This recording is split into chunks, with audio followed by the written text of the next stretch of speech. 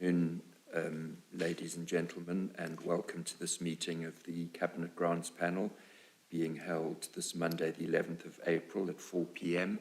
in the Council Chamber. And welcome to the face-to-face meeting, particularly. First to noting substitutes in accordance with Council Procedure Rule 4, and we have Councillor Demir substituting for Councillor John Belsey. Item 2 is to receive apologies for absence. We have apologies received from Councillor Belsey. And item 3 is to receive declarations of interest from members in respect of any matter on the agenda.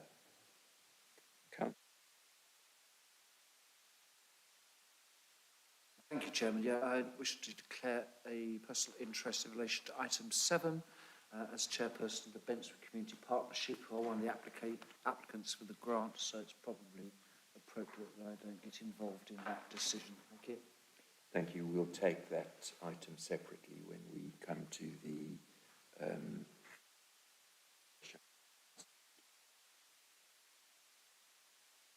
Thank you, Chairman. As Councillor Hillier, I need to declare a personal interest in the Jubilee grant scheme, as I'm taking part in one of them, the Linfield Dramatic Club. As we will deal with that one separately, and you will play no part in that discussion. Thank you. The minutes of the meeting of the panel held on the 21st of February, and Councillor Hillier, you were present at that, as was I.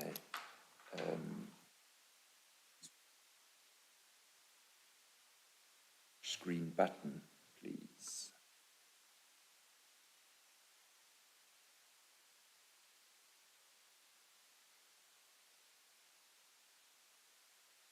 You're just waiting for it to appear on the screen, and the legal officer will read the result.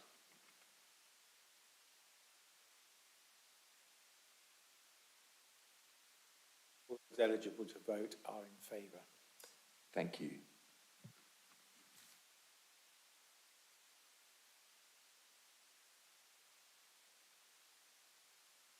And 5, to consider any items that the Chairman agrees to take as urgent business. I have none. Item 6, to receive representations from members of the Council on the applications. I have one representation which I have received from Councillor Sandy Ellis with regard to paragraph 12. About the way funded events will be promoted through the Council's dedicated Platinum Jubilee webpage and registered on the official Platinum Jubilee website. She would like us to be collecting photographs and other memorabilia and highlighting it on the webpage, possibly in Mid-Sussex Matters, if that is possible, please.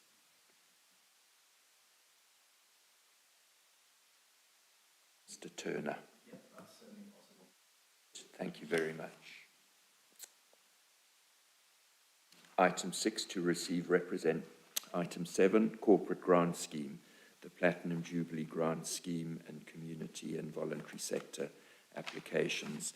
And Mr. Paul Turner is going to introduce this item.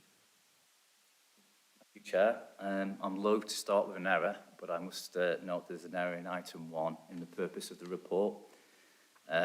You'll note on the last sentence, it says the report also provides a summary of the grants awarded during 2020-2021. That actually doesn't do that in this report.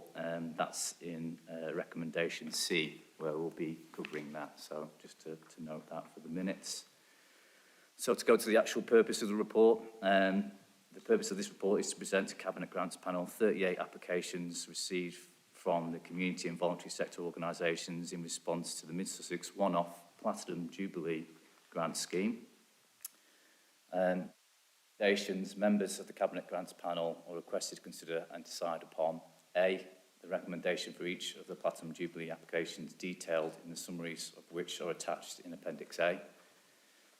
B, the recommendation for Citizens' Advice bid to the Community Grants Panel budget, as a summary of which is attached in Appendix B, and there are notes of that in the actual report itself.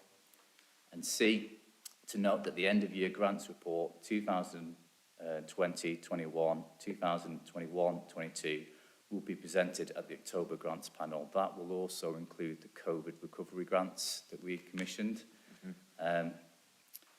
And depending on how the Chair would like to proceed with this, I could perhaps, if we're taking it on each recommendation, A, B and C, I could introduce each one and then we could follow through, and then I could introduce the next one if you'd like to do it in that order. Yeah, thank you, Yep. if we could. Okay, so basically, introduction to recommendation A. You'll note in the report that the applications for funding or grant funding are broken into small neighbourhood groups, registered charities, parish councils, and then applications that are considered but no award recommended by officers. As mentioned in the purpose of this report, this is a one-off community grants award scheme to celebrate Her Majesty the Queen's Platinum Jubilee. With that in mind, officers have tried to be fair and flexible with award criteria to ensure maximum engagement, reach and community benefit for this funding. We also note, since the pandemic, this may be the first time that some community organisations have come together for a celebratory community event in which has been a very difficult period over the last 2 years. Criteria assessment is based on the impact and reach of funding in terms of access, inequality, to ensure a fair and proportioned allocation of funding. Access is also based on evidence of partnership working and overall community benefit. Award of funding cannot be retrospective according to the criteria. The grants panel has allocated £25,000 for the local Platinum Jubilee events. In terms of award funding, this report recommends an allocation of £22,168 from a total requested of £55,845 from 38 separate bids. This leaves £2,832 from the overall budget unallocated. And I hand over to the panel now for questions.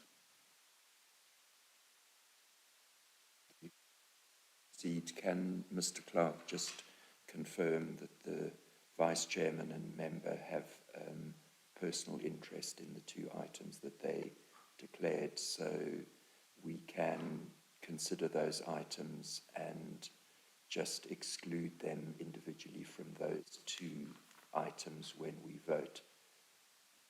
Is that correct? As personal interests, they could take part, Right. but it would probably be better if they didn't, and they didn't vote on those particular items. But given they're not being said to be prejudicial interests, they wouldn't have to leave the room. Good. That was really the point of my question. Thank you.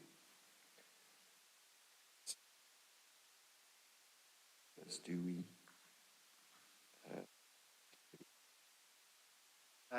Thank you, Chairman. I've got two questions, and actually the first one Mr. Turner kindly alluded to, just for the sake of the minutes. What will happen to the balance of the 2,000 odd that's unspent? Will that just go back into general reserves or back into the community grant? So just an answer that, please, just so there's something in the minutes, and then I'll come on to another question, if I may, Chairman. Yeah, absolutely. So it's probably a good juncture, actually, just to mention the overall budget for the community grants part. So the total amount of the community development grants proposed in this Cabinet Grants Panel report is 27,168, which includes £5,000 award to Citizens' Advice for their Ukraine project. So this leaves a remaining balance of £32,148 if all grants committed are spent, and obviously that we'll go back to that in the summary in October's meeting. So the £2,832 that's not committed will go back into that pot if that's allocated. Good. Second question.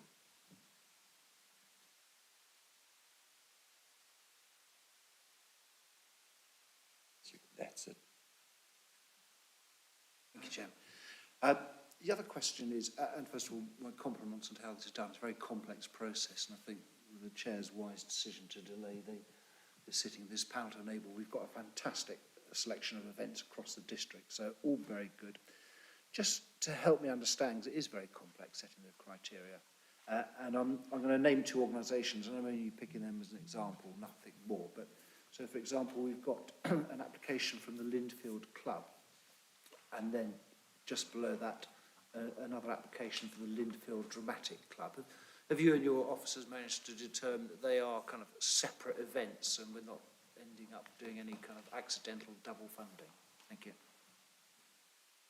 That is correct, yeah. Where we've had to, we've followed up with some of the bids just to ensure that is the case, yeah.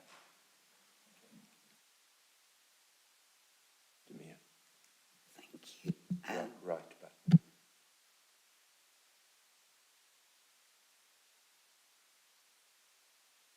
Thank you, Mr. Turner. Could you just repeat the amount of money that is left? Because the acoustics aren't very good here. How much will be left in this pot? The £25,000 that have been allocated for the... No, of the community. Of the community pot. If we allocate all the funds today as recommended in this report, then there should be £32,148. 32 or 13? 32, sorry. Thank you. 148, yeah. Maybe that's my accent. I do apologise. No. Are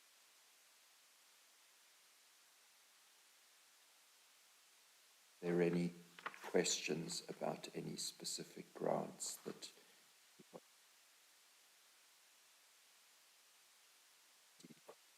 they would like to make on any of the grants? Table 1, which is the small neighbourhood groups.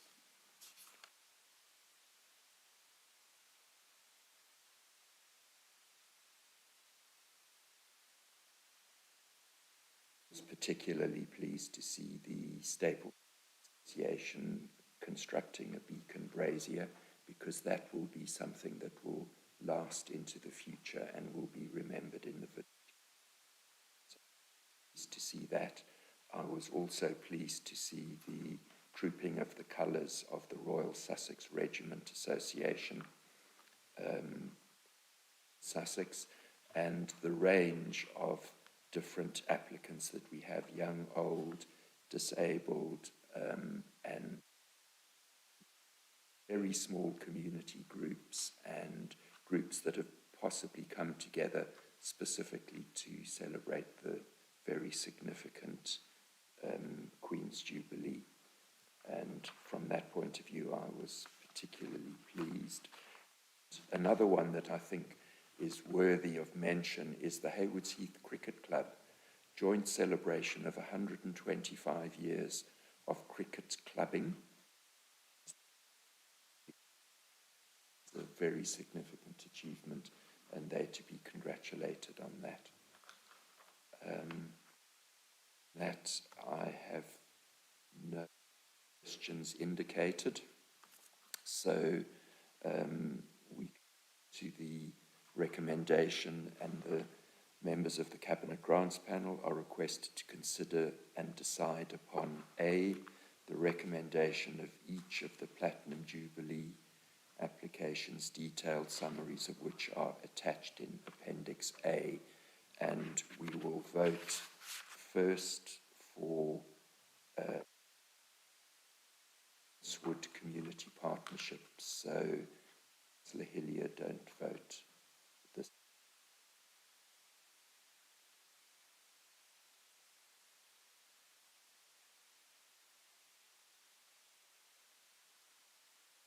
Screen.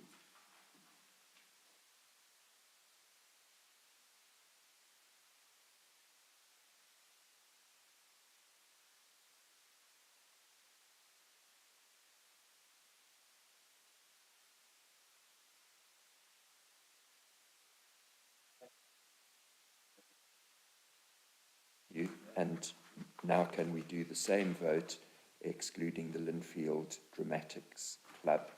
So, Councillor Hillier and this time round.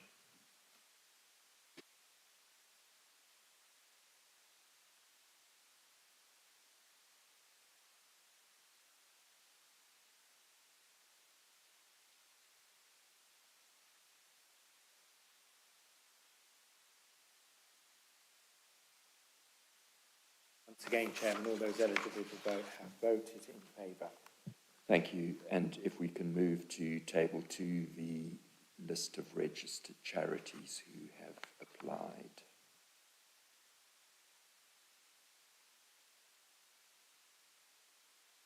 Mr. Turner, is there anything further that you'd like to say about the registered charities?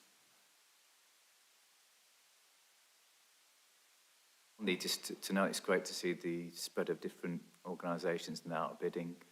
When we did a review of the grants process last year, we talked about improving access to or bids from other organisations. So like you said, for the cricket club, and I can see the Kangaroos Club put bids in there as well. So it's great to see that some of those bids are now coming through. And I want to sort of be on record to thank Mid Sussex Voluntary Service for helping those organisations, one, realise that this funding's out there and available, and two, with bids as well. Thank you. That you've mentioned Mid Sussex Voluntary Action, because they have been a tremendous help throughout this whole process, and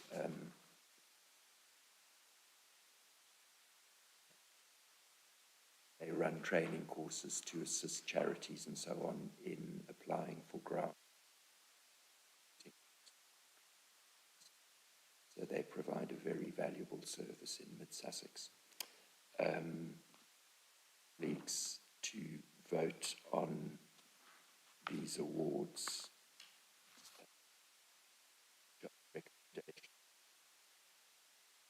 Bureau bid to the community. The summary for which is attached at Appendix B. I think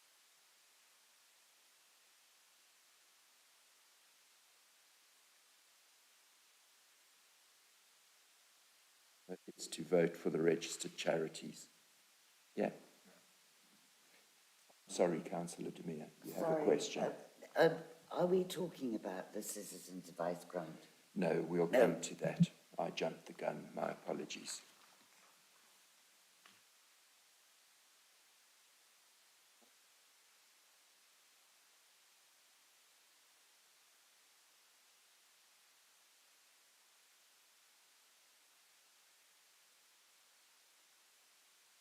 All members in favour, Chairman.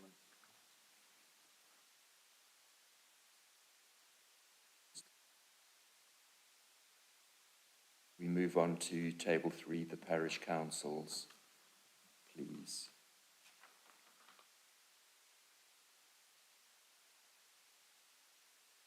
Are there any questions with regard to any of these? You can. Hillier. Not at all. Thank you, Chairman. Actually, my question isn't specifically into this, it's about the whole thing, just to get some comfort.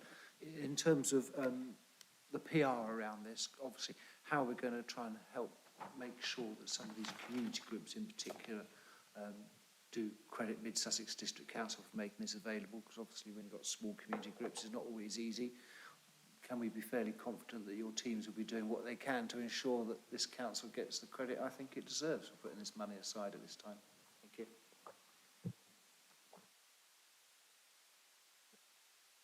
But at the beginning of the meeting, in terms of helping promote the events and advertising in Mid Sussex Matters as well, and it's a well-read district council magazine that goes out, and where we can, we'll request that logos go on any materials that are purchased and what have you as well. And it is great that we're offering this money in really difficult times, and it's really appreciated by the voluntary sector and charities and communities, because it's been a difficult time over the last 2 years, and doing in-person events has been very difficult to raise the funding and generate the interest. So to see the enthusiasm for this, and this is why it is a difficult grants panel to sit as well, because there is a lot of enthusiasm to get back out in the community and deliver these events. So yeah, absolutely, where we can, we'll try and make sure that we've been well representative of the contribution that we've made.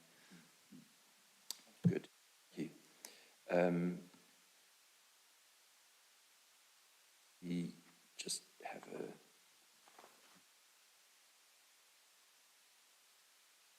Can we move on to the list of applications considered but no grant recommended, which always causes some disappointment, but we do have to adhere to the criteria as much as possible, and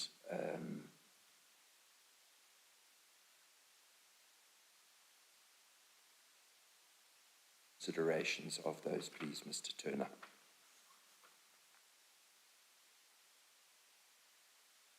Yeah, we meet as an officer group, so obviously it's not just myself making these scores of criteria, but we, with the partnerships team, the community development team, as well, to look at, for all grants submissions, whether there is alternative funding, whether it meets the criteria, and indeed last year, the panel agreed for us to renew this criteria. Obviously for this panel meeting and for this particular subject, this is slightly different to what we normally get, because we're normally looking for projects and how we can, maybe it's finding funding where we can look at how we could sustain a project or something that goes along, but these are short-term one-off events. So some of the principles of the funding and the criteria, we've relaxed a little bit to allow for these bids to come through. So that's the first thing to mention, that, you know, some of these wouldn't have gone through because they're actually one-off events. And then some of the criteria where we can adhere to is that we look at things like whether they're town-based events where the town or parish council are the more appropriate funder for the event, where projects have started or finished, so actually projects are already in planning and would possibly go ahead without this funding. And then retrospectively, so for goods or services that have already been procured prior to receipt of the grant as well. And some of those bits, there's evidence of that, like staging, for example, which has already been booked. So that is a retrospective of cost. So, I mean, it's very difficult, but again, it's a small amount of money.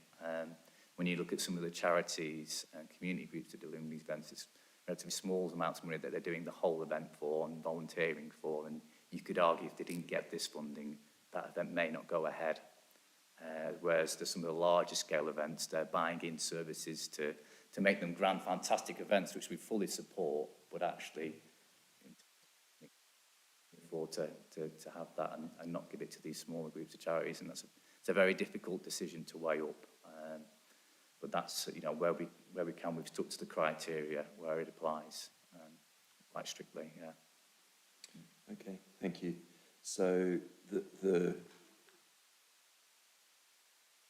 communities have been involved, and the arrangements and sort of running of the events on the day has been delegated right down to kind of grassroots level, if you like. Have been some preference over those where perhaps professionals have been recruited in to do the bulk of the work? Is that? That's attainable, yes, absolutely, yeah. Okay. The added value to the community and that community infrastructure, if you will, yes, absolutely. Yeah. Okay. But you do see some bids with, like I say, maybe staging, lighting, fireworks. Again, there may be local companies, but again, when we're looking at kind of generating community activity and interaction between people, and that's where we've tried to prioritize the money, yeah, with the greatest benefit, yeah. I also think that the East Grinstead Society application to renovate the Victorian Jubilee drinking water fountain needs to just be discussed a little as well, please. Yeah, so with that, it's obviously a renovation of a community asset, and so it's not really invented to an event that we're doing. So we would recommend that is put to the actual grants panel at a later date for the actual for funding for on those terms. Yeah.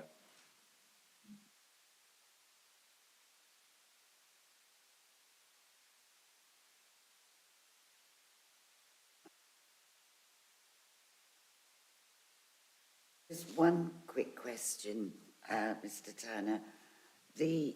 Where several of these village councils and parish councils have asked for quite a big sum, they are all inclusive of beacon lighting.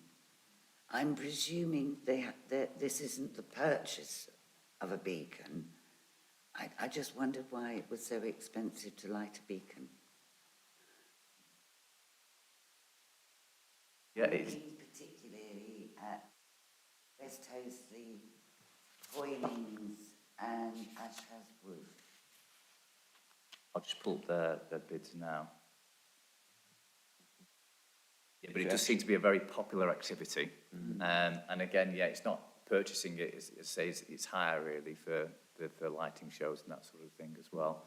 And you'll see that some of those areas have a small selection of events or entertainments they've got, and then others have got multiple things, which actually would be disappointing if they lose some of that, perhaps if they don't have the funding for, but the event will still go ahead and be successful. Whereas others, maybe that's kind of the core thing of that event. So again, we try and weigh up best where we, from the application, and what we can see from the application, what the impact will be as well. Yeah. Actually moved on to the applications that where no grant is considered. So is it related to that? No, Oh, okay. I don't understand about beacons. But anyway, carry on. Ask your question about the beacons, Councillor Demir. Sorry. No problem. You said they're hiring a beacon because earlier on you said that we were giving some money and then it would be an ongoing thing. So you're saying that these people are hiring in a beacon? Yeah, this is a one-off event, so it's slightly different from what we do in a normal community grant application. So it's a one-off event. So yeah, I'm not sure what they do with a beacon in the long term once they've purchased something along those lines. So it'll be hiring for just a specific event, yeah, which again doesn't fit with our normal criteria, but that's because this is a different type of event. Question, Councillor Demir, because that's why I highlighted Staplefield Association, because they're actually going to construct a beacon and it will remain in situ in perpetuity almost. Which is a much better idea. Yes, yes. Right. Colleagues, are we agreed about the being recommended for Cookfield Council, Burgess Hill, East Grinstead, Haywards Heath, and so Burgess Hill Town Council and the Bonfire Society? There is a duplication of applications there, and we're only funding one, not the same application twice. Yep. Vote on these, please.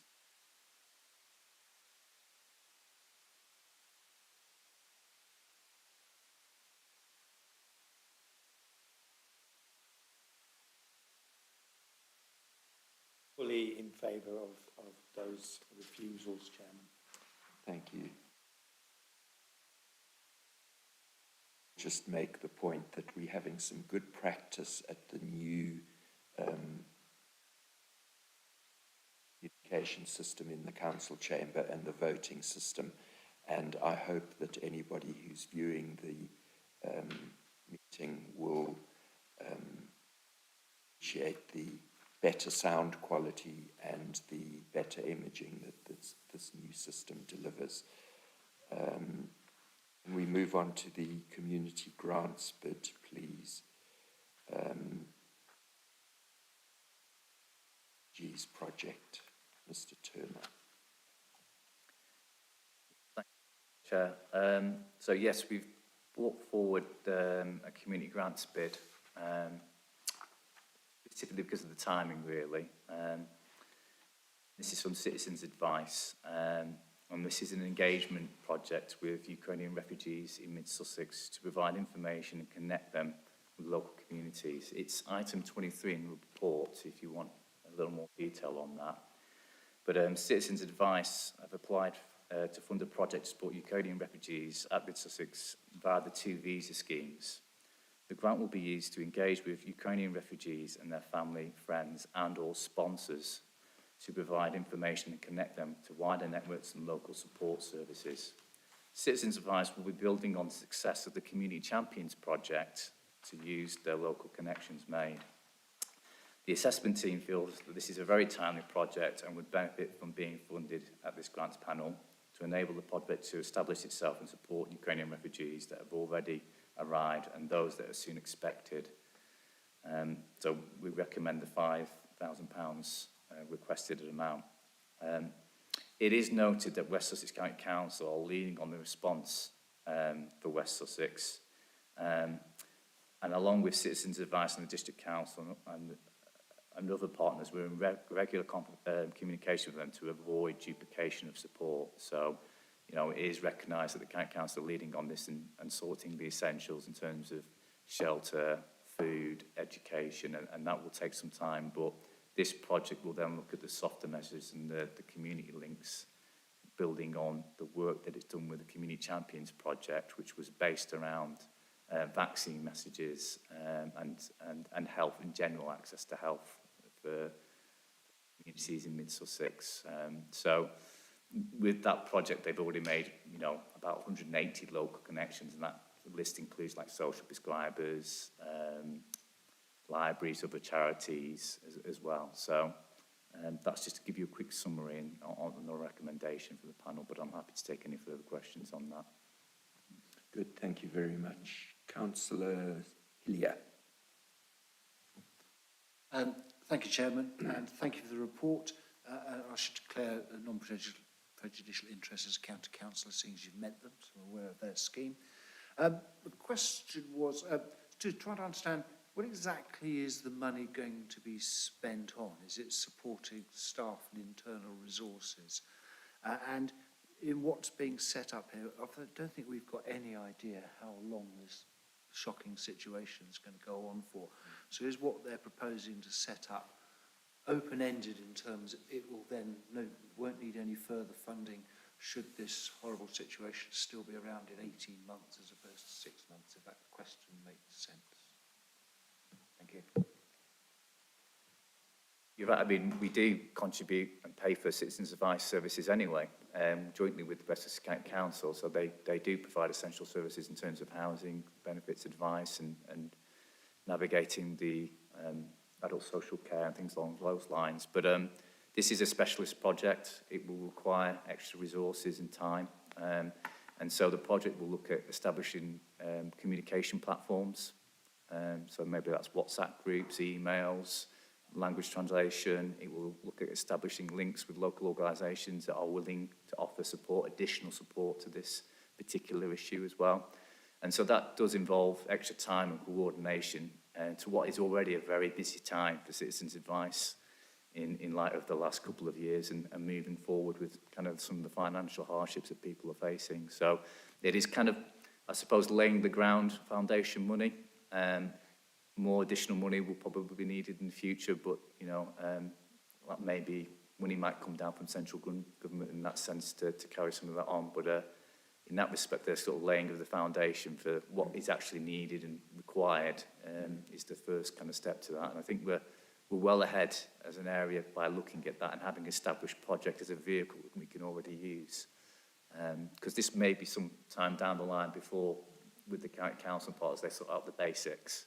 But actually doing that groundwork now, I think, would put us well in advance of most other areas. Yeah.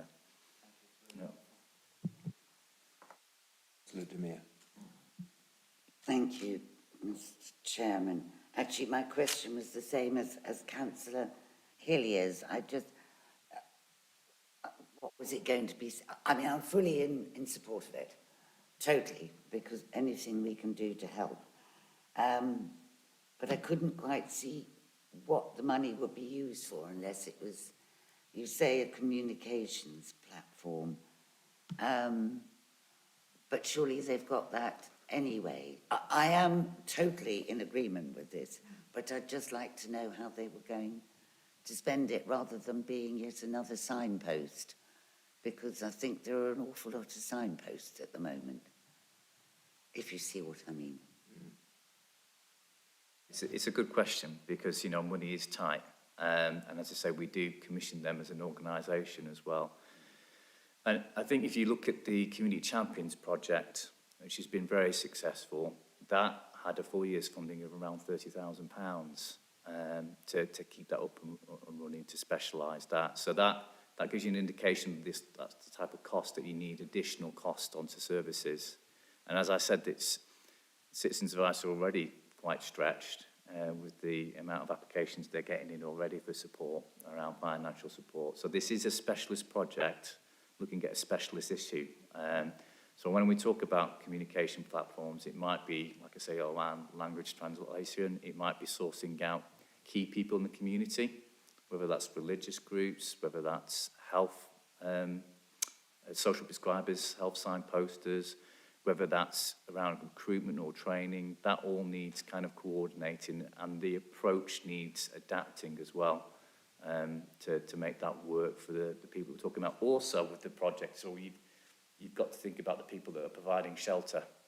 What support and advice do they get now for housing someone? And maybe they will be the main advocate for that family, and will need help and support around those issues as well. And some of that is around, we need to kind of scope the need from that, and that will become more apparent as we move down the line and talk with our partners at the County Council as well. So, it is additional work for them, and that does come at a cost. But certainly, if you want a further breakdown of what those sort of costs were, we could go back to citizen advice and provide you with that, yeah. I just wanted to double check we weren't just paying them to be yet another signpost, as I said. Presumably that will go into a fund that says this is, because we'll probably be spending more money on this, so there'll be a ring-fence pot. Separately, yeah, and of course it is above and beyond what we already commissioned them to do as an organisation as well, yeah, absolutely, yeah. Thank you. Thank you. I think those are all very good questions, and I certainly have been approached by a number of concerned residents who don't want to be sent another link to another government agency. What they actually want to do is be able to pick up the phone or email somebody that they know who is local and is aware of local situations. And what they want is people to connect people to people. Sat in on a number of the community champion conversations, and that has worked very well from the point of view of introducing people to other people within Mid-Sussex and building networks of support. And certainly in terms of the COVID pandemic, it's helped to dispel misconceptions, and it helped the council to better understand issues around race, religion, culture, home situations, health concerns, sorts of issues, which is very important and will be important with the Ukraine. And of course, the Ukrainian refugees have taken over from the Afghan refugees, who are still trying to adapt to life in a new country. And I know from personal experience how difficult it is changing countries, even when English is the common language. And we have people coming to this country who have suffered extreme stress, and they're coming to a country with completely different cultures, different languages, and so on. I'm giving you a lecture now, so I'll keep quiet and ask Councillor Hillier to ask his question or make his comment. Thank you, Asher. I was going to commend you on your lecture, very helpful, and commend you on your knowledge and about you've got involved. And actually, you've touched on the subject I want to raise, and it might not be necessarily in connection with this grant, which, like Councillor DeMille, I'm absolutely in favour with, but it is about language, and I suspect that one of the main supports that some of the families may need, the host families, could be around language. I know it's a bit embarrassing. Most of our people in Europe speak pretty good English. But, and I know it's not our responsibility as a district council, but again, is that being woven in so that resident families will, just on the other occasion, they'll need some help with language because there's just a nuance they can't explain. Thank you. Yeah, absolutely. It's a really good point, and allude to what Councillor Webster just said as well. The purpose of communication is to receive feedback from those groups to what they want, not just for us to then offer them services that we think they want. And of course, that needs resourcing as well. And in terms of language, something that we learned from our partners in West Sussex actually around COVID messages and vaccination messages was that most of those communities preferred the language to be in basic English rather than us attempting to speak their language and get it wrong. And so that was some of the insight, for example, that we got from that feedback and doing those communication channels. So, but certainly where they're looking to improve their English and need that support, this is great when we have organisations like Citizens Advice or Miss Sussex Voluntary Service. They can point to organisations such as Aspire, Adult Education, again funded through West Sussex County Council, who deliver those English courses at all levels as well. So those are the sort of partnerships and links that we could set up and look at maybe some of the barriers to access around that, if there's anything that we can do to make that support more available, if indeed it's required, yeah. Thank you very much. I suspect that we're all 100% in agreement with this, but just for the record, can we have a formal vote on the recommendation for the Citizens Advice bid to the community grant?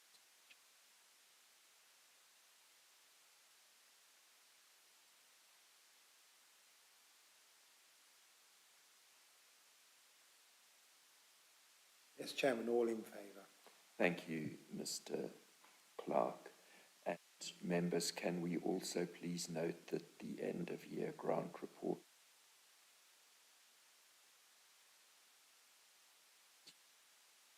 at the October grants panel. And I think that leaves me to close the meeting, to thank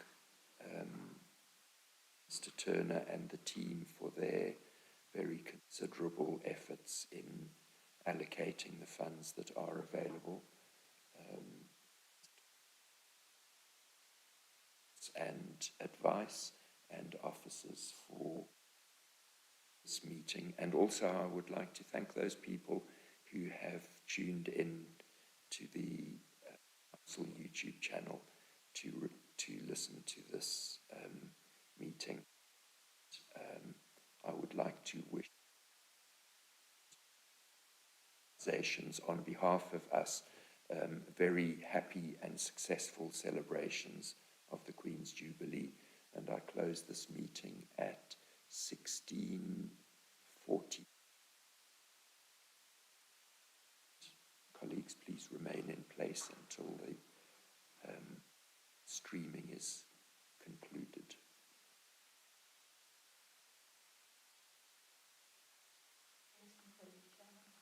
Thank you.